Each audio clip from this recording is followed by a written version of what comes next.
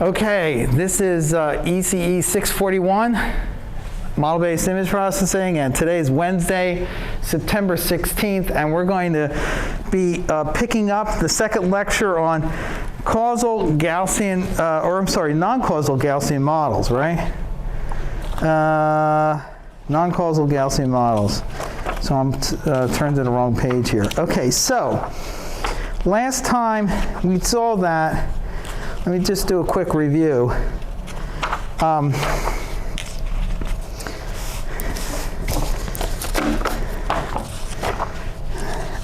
people reading the notes? Okay, good. Do you have any questions about the notes? Yes? So there's like a definition towards the end of the chapter about clicks, I think? Yes. It seemed like it was just saying the same thing as like the duality property, that if you have a neighbor, like if S is a neighbor of R is a neighbor of S.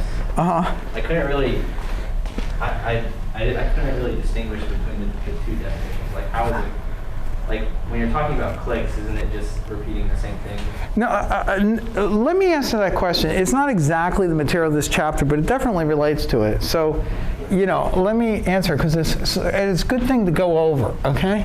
So you have neighborhoods.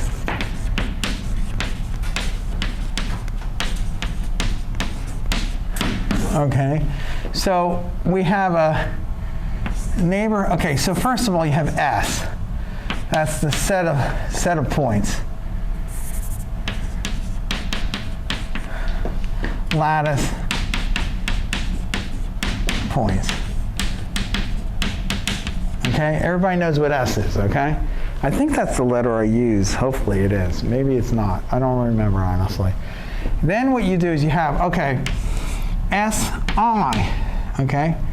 So, okay, we say for all I a member of S, okay? You have SI is a subset of S. So that's a mapping from points in the lattice to subsets of the lattice, okay? And these are the neighbors.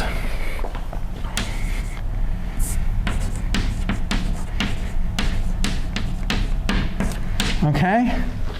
And the neighbors have to have the property that for all I is not a member of partial I, and for all I and J, I is a member of J if and only if J is a member of a neighbor of I, okay? So neighborhoodness has to be a commutative, or what do they call it? There's a name for it. Transitive? No, not transitive. Anyway, it's got to be a symmetric. It's got to be a symmetric property, okay? Okay, so, okay, good. Everybody knows that, right? Then there's a concept of a clique, okay? So a clique is a, I'll call it a clique. C is a subset of S, okay, first of all. And it has the property that for all I and J, such that I and J are both members of C, okay? Okay. Then I is a neighbor of J. Okay. So a clique is a subset of S such that all elements are neighbors of each other. Example. Because this is one of those things that's much easier to understand by example, maybe. But it's also important to understand the formal definition. Okay? So you have a bunch of points. Okay? They're connected in some way.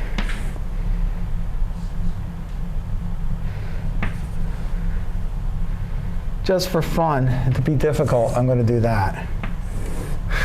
Okay? Oh, yeah, because there are graphs. Okay, no, I did a lousy job. Okay. Okay. Don't worry about it. It doesn't really matter that much. My only point was that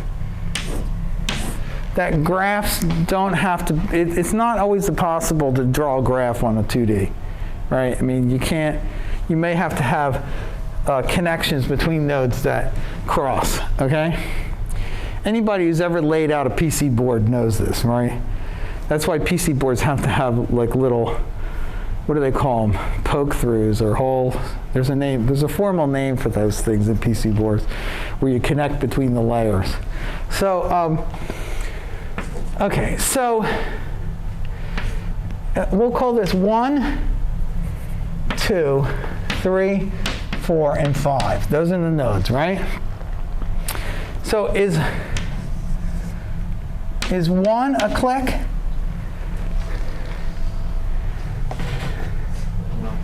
I'll put here click. Is it a click? It's sort of like, has anybody ever watched that video, that website? I hope it's still around. I worry if things like that go, then I don't know that there's any hope left for humanity. But Will It Blend?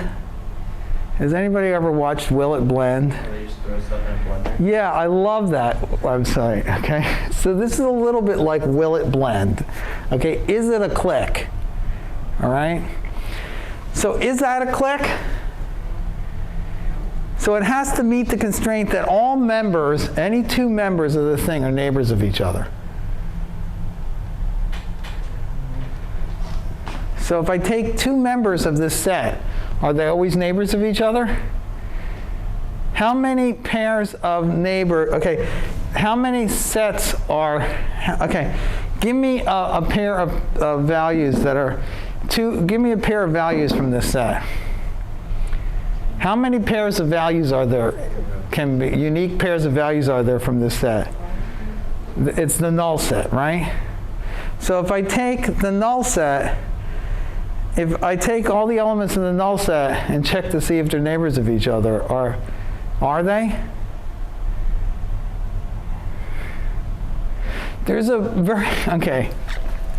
So, okay, let X, let C be a set of primes, prime numbers. Okay, we'll call it, okay, I don't know. So is the null set a set of prime numbers? Of course it is. Oh. Because every number in that set is prime, right? Sorry, I didn't mean to startle you. Every number in that set is prime, right? How many numbers are in the null set?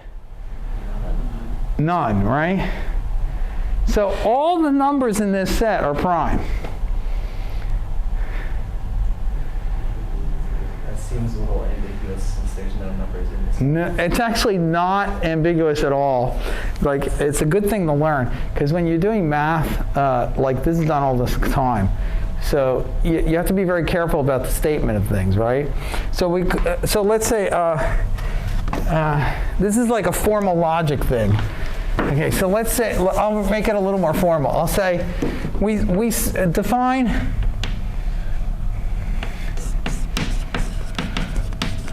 P of for all C a member of Z.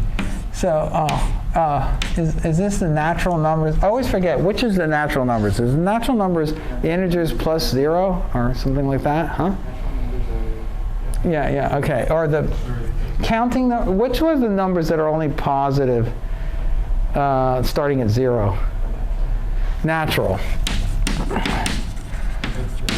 numbers, okay? We say that P of Z equals true, okay, if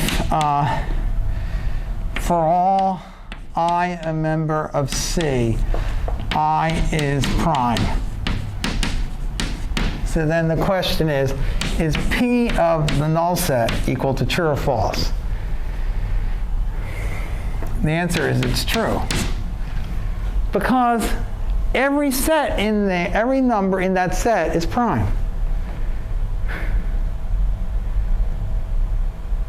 Is this bothering you? If it is, that's actually a very good thing, by the way.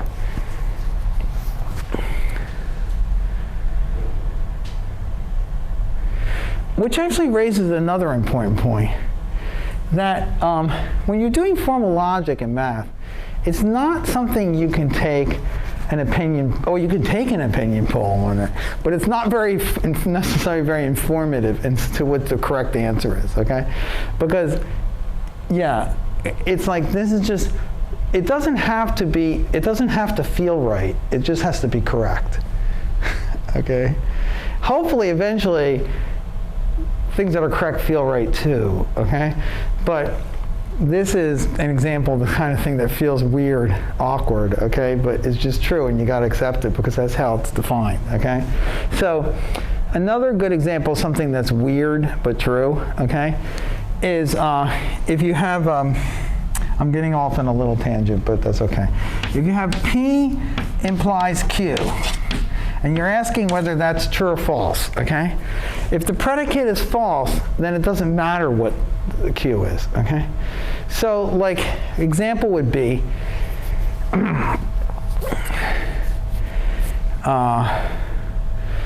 think of some ridiculous person.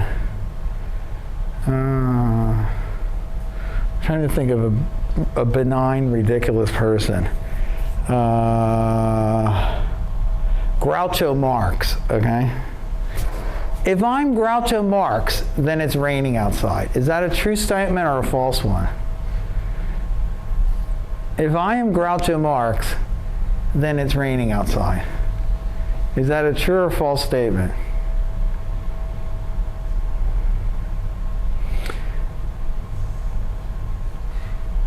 False, because you're not him. Sorry. You get the award, Charles, for being, you get the courage and so forth award. It's a it depends question. But at least I actually feel it's really kind of heartwarming that you were that you answered that question because you knew that you were walking into a trap, okay? But I appreciate that, I really do. It's true. It's true, okay? Because am I Groucho Marx? So that's false, okay? Is it raining outside?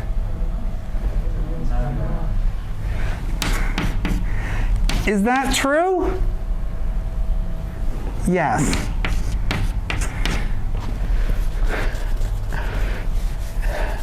And if you don't believe me, go back and look at your undergraduate textbook when you did some kind of logic course or something.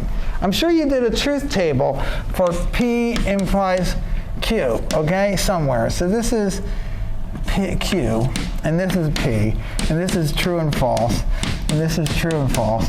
So true implies true, that's true. Now, if this thing is true, then this it doesn't matter. Oh no, yeah. Hold on for a second. Yes, the only thing, okay, and if this is false, and this is true. That's the truth table, okay? So in other words, the implication only tells you something in some sense that's not really true, but okay. Intuitively, which means whenever I want to say something that feels right but has no meaning, I'll predicate it with the words, it's sort of like, okay? It's sort of like it only tells you something when the predicate's true, okay? That's not really true because it tells you something. It doesn't tell you something in the sense if the predicate's false, then Q can be either thing, and it doesn't matter. Yeah. I think you put a question mark in that box, in the bottom left box, for P is false and Q is true. So is it true that if I'm Groucho Marx, it's not raining outside? Oh, it's not raining outside. I'm not Groucho Marx. What difference, you know? Logic is really not intuitive, by the way, for humans, okay? So just so you feel a little better, okay? Which is why they actually should have every student, every undergraduate engineering and science student should be required to take a formal logic course. It's actually really an easy course, okay? So you don't have to put a huge amount of work in it, but it's really good because it points out some basic ideas that people think they understand that they don't. Okay, so yes, just pointing that out. Okay, so we got off on a little tangent there, but is this a clique? The answer is yes. Why? Because if you take any pair of pixels in that set, they're neighbors. There are no pairs of pixels in that set, so that constraint is met. Okay. If I take, 1 and 2, are these neighbors? Is this a clique? No, correct, okay? If I take,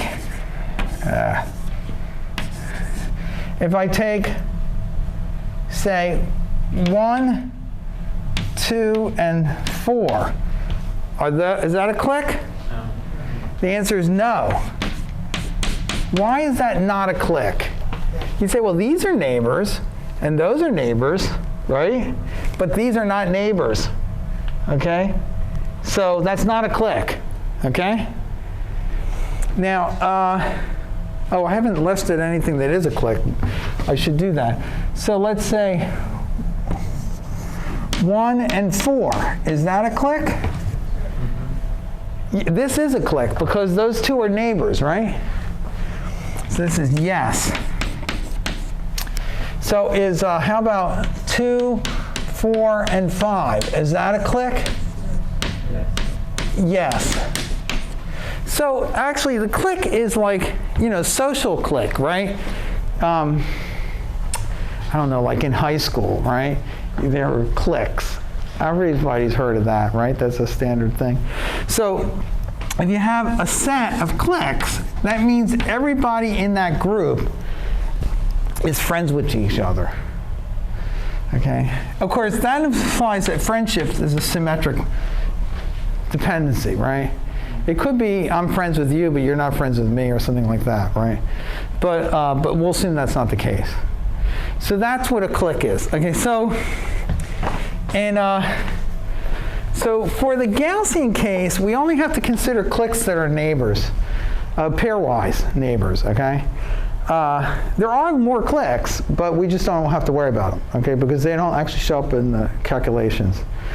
Later on, we'll talk about larger numbers of cliques. But in a 4-point neighborhood system,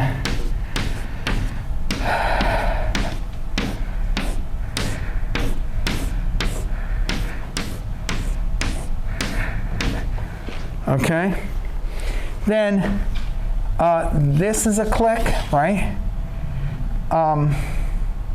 That's it. If I have an 8-point neighborhood system, oh, okay, Alessandro, you have a clique. Oh yeah, these are also cliques too, okay? So in a 4-point neighborhood system, you only have pairwise cliques that are nearest neighbors.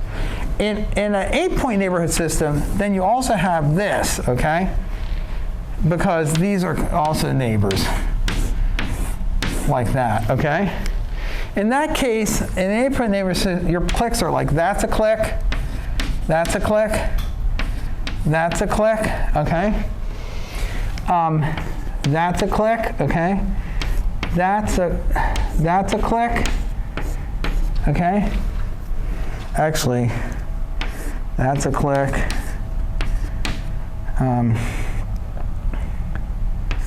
That's a clique. That's a clique. Okay, and then finally, that's a clique. Okay?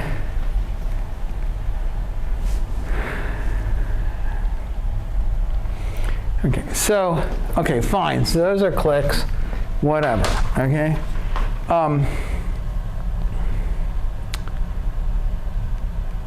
Okay, so that answered your question? Charles? I think so. I define, you know what a clique is now, right? I understand better what a clique is. Of course, you're not sure why we need them. But from the 2D grid, and just like thinking about like pixels in an image, right? You know, you have all the neighborhoods around the center pixel. Is the neighborhood not? Oh, the neighborhood is not a clique. Not be a clique? That's correct. Okay. So the neighborhood is not a clique because there's this point, okay, and then you have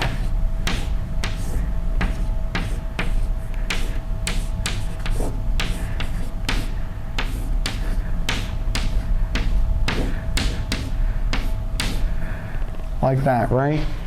But these are not cliques because this point and that point is not a neighbor, right? Yeah. Okay. Or, you know, there's a lot of things that are pairwise not neighbors, okay? All right, good. Well, this was I think it's always good to cover a little formal logic. By the way, I should also mention that formal logic, oh my gosh, it's so simple and it's so useful and so many people don't understand it, okay? Like, if you have a statement, for all x, there exists a y such that p of xy, okay? So that means that for all x, there exists a y such that x and y have some property, whatever that may be. The negation of this statement, how do you negate a statement like that?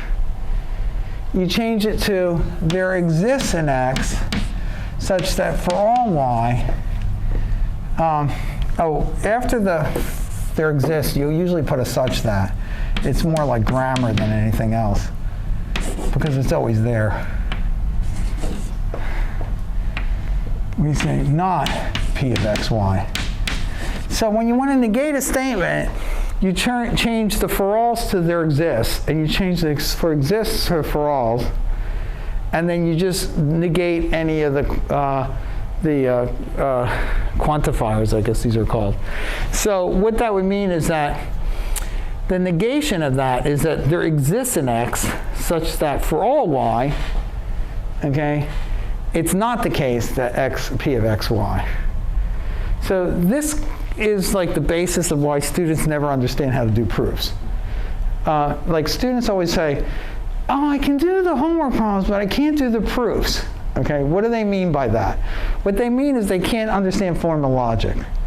Okay, because, and then they'll say, like, okay, let's say, for example, I say, for all x, p of x, I want to prove that this is not true, okay? So if I want to prove it's not true, what I have to do is prove that there exists an x such that not p of x. And then people will go, well, you just gave an example. Well, an example is what I need to show in order to prove this, okay? People go, but you told me before I couldn't prove something with an example. Well, if I'm trying to prove that for all x, then an example is not good enough. I have to show that it's always true, okay? So if I'm trying to show there exists, I only have to give an example. If I'm trying to show for all, then obviously that's not sufficient. But so an example here would be that all Purdue students are happy, okay? Okay, so this would be for all, let's say our universal set is Purdue students. Or I'll just say all students are happy. Maybe that's easier. Then if I want to prove that that's not true, I have to find an example of a student that's not happy, because that negates that. Something up here would be all students own a baseball cap. Then this would be like, for all students, there is a baseball cap such that the student owns it. Okay, right?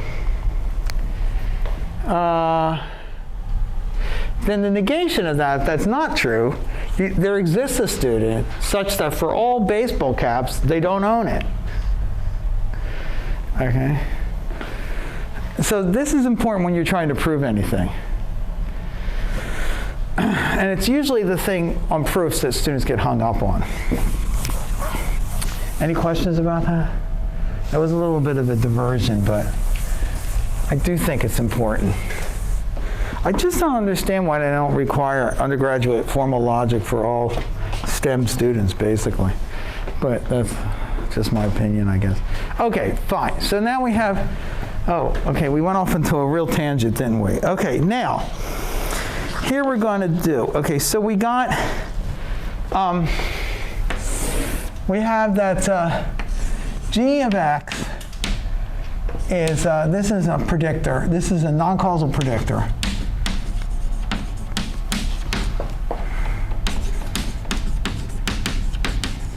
Okay, and that might be, in time, it would be like, so this would be x hat.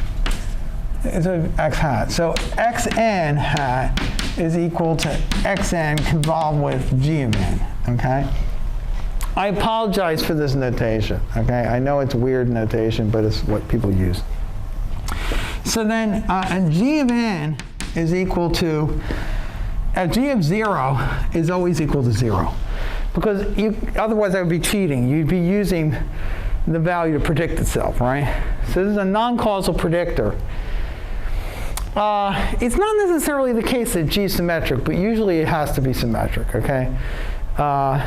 If the random process goes to infinity and it's stationary, then by symmetry, if it's a Gaussian random process and it's stationary, it's reversible. So by symmetry, it has to be symmetric function, okay?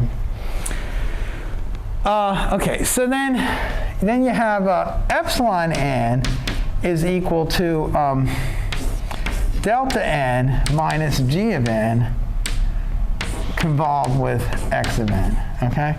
So this is just saying that epsilon n is the prediction error. It's the non-causal prediction error. You guys read the notes, right? So this is the non-causal prediction error. Now the problem here is that this is not white.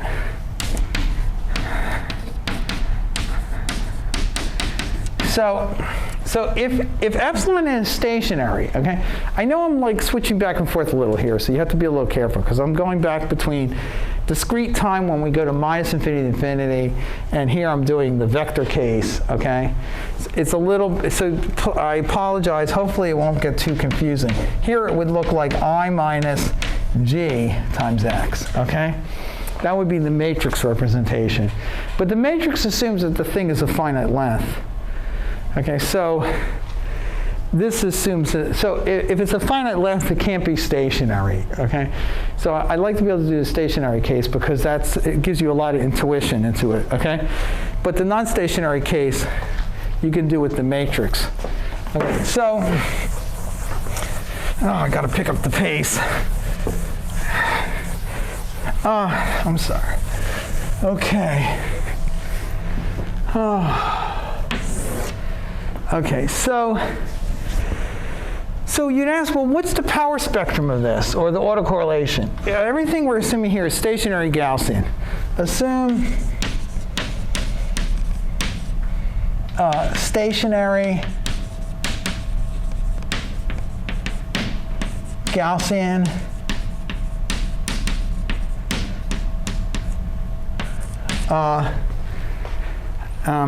zero mean.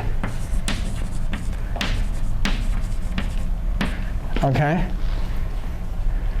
Assume stationary Gaussian and zero mean, okay? So then, what's the autocorrelation of epsilon?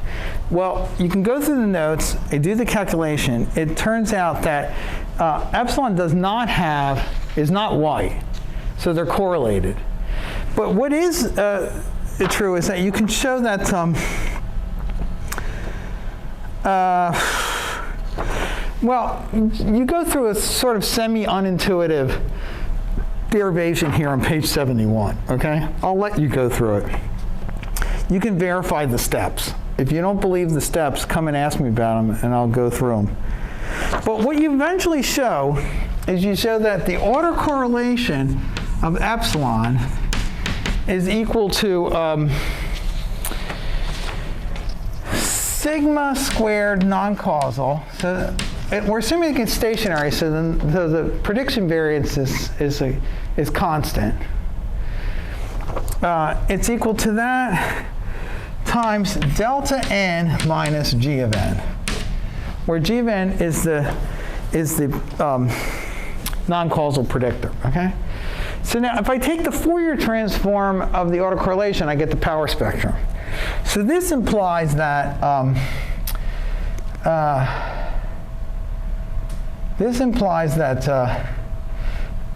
S epsilon of n, okay, or S epsilon of omega in 1D, 2D is the same thing basically. In 1D, it's going to be equal to sigma non-causal square times the Fourier transform of that. So the Fourier transform of that is going to be, the Fourier transform of a delta function is 1, and the Fourier transform of g of n is going to be whatever it is, g of omega, minus. Is it right? Yes. Yes. Okay.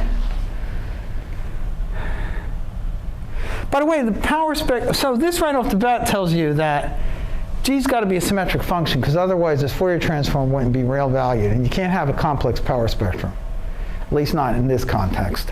And furthermore, you can't have, the power spectrum has to be strictly positive.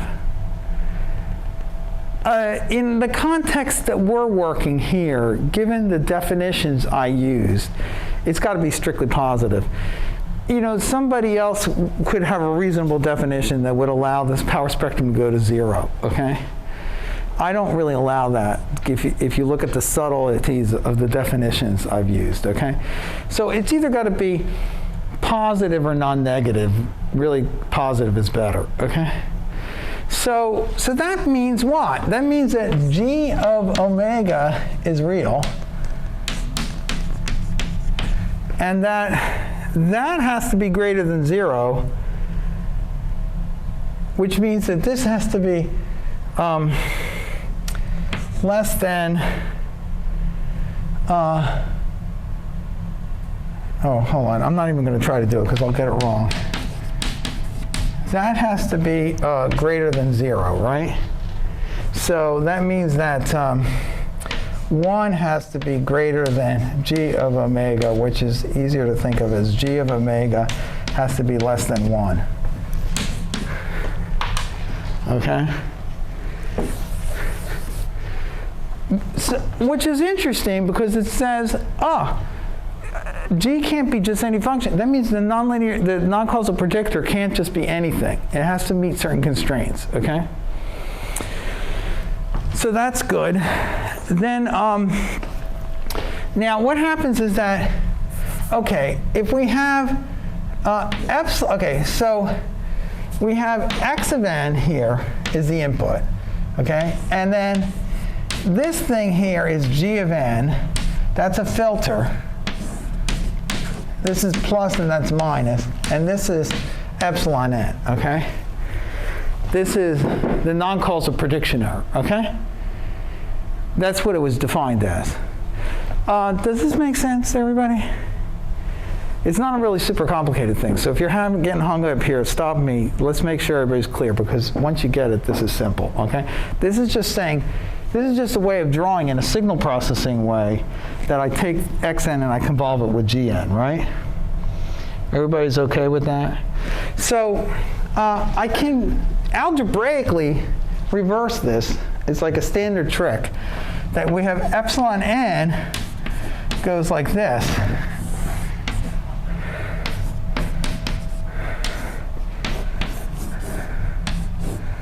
This is g of n.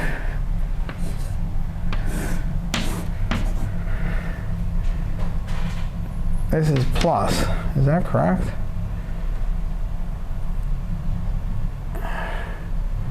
I feel like that's correct. Yeah, did I do that right? I think I did that right? Okay, so the frequency response of this thing, it's easy enough to show, is what? It's 1 over 1 minus g of omega, like this, okay? That's the transfer function of this linear system.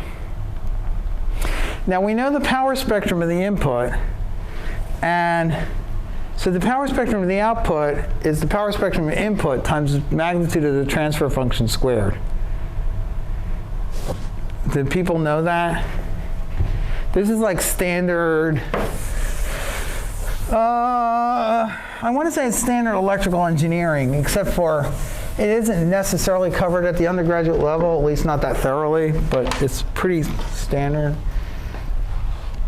So the power spectrum Sx of omega is going to be S epsilon of omega times the power, that spectrum squared. So it's 1 over 1 minus g of omega squared, okay? But this thing here we've already calculated, is sigma non-causal squared times 1 minus g of omega over 1 minus g of omega squared. This doesn't take an absolute value because it's real valued. So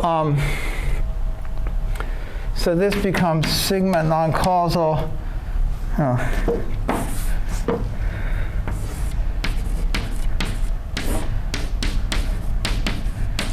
So that's the power spectrum. So this is an important formula because it gives you the power spectrum of the non-causally predicted thingy, okay? And by the way, if you recall, for the causal case, we had that S of x of omega is equal to sigma squared causal over 1 minus h of omega squared, like that, right? Oh, there it is complex, so we have to do this, okay? Now, so the question becomes, when are the two models the same? When are the two models the same, right? So this is the causal, and this is the non-causal. Am I running out of time? Yes. So when are they the same?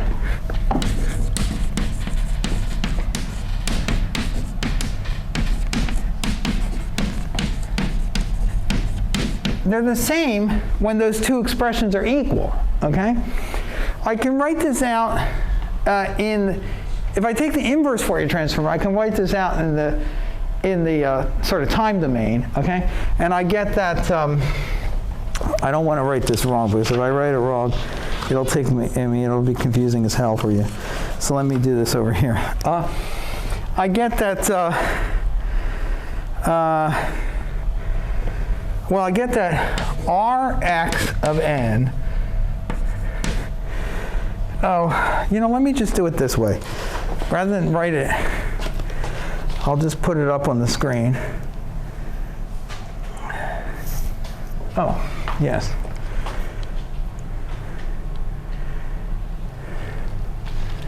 Oh. Because we're out of time, basically. Here's the equation. So this is the equation that basically, okay, so this has to equal this. So I can get rid of that, and I get that, where's it? Okay, this is the equation that has to hold right there. So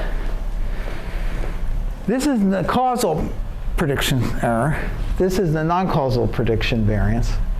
This is convolution with delta minus, this is the non-causal predictor. This is the causal predictor, so delta minus h of n would be a causal filter.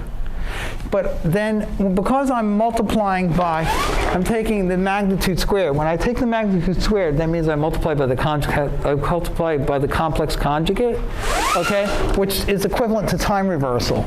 So I do, and so this is convolution, and it corresponds to correlation.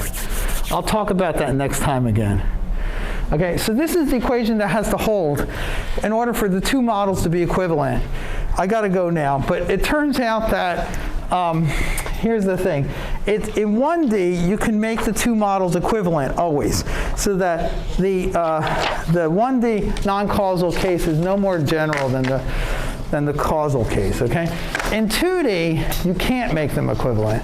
And it comes back to a very fundamental thing, which is that the fundamental theorem of algebra, which is that you can you can always root a polynomial in 1D. You can't always root a polynomial in 2D, okay? So it turns out that has consequences. It means you can't always find an equivalence between those two things. You can't always factor the thing, okay? Which is kind of interesting. So that's why in 2D, these non-causal models are much more, that's the other intuitive or maybe algebraic justification for why you want the non-causal models for 2D. Okay, in 1D you don't need them, but in 2D you do. So that's why this is an image processing course and not a signal processing course. Also, that's because more students are interested in image processing, maybe. So I can get, but yes, okay? So I'll see you on Friday. Thank you very much.